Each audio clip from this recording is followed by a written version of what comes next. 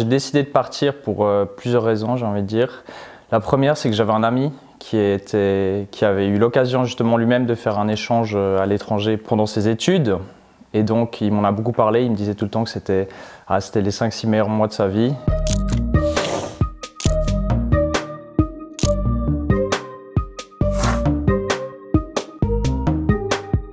Ce qui m'a vraiment poussé à partir, c'est que j'avais vraiment envie de dépaysement, d'essayer quelque chose de nouveau, de prendre un petit peu un petit risque d'aller vivre dans un pays que je connaissais presque pas avant de partir.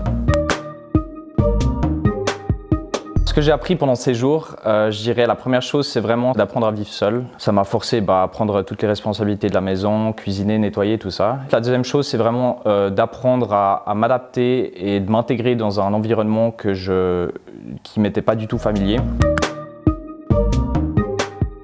Les conseils que je donnerais aux étudiants qui souhaitent faire un échange, c'est faites un budget précis et essayez de vous en tenir parce que sinon vous allez rentrer avec beaucoup de dettes. La deuxième, ce serait vraiment d'essayer en fait un peu d'apprendre la culture du pays, d'essayer d'apprendre déjà un peu les coutumes, comme ça l'intégration se fera beaucoup plus facilement.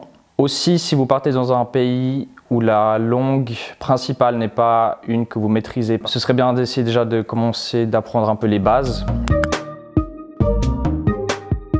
Je dirais découverte, rencontre et K-pop.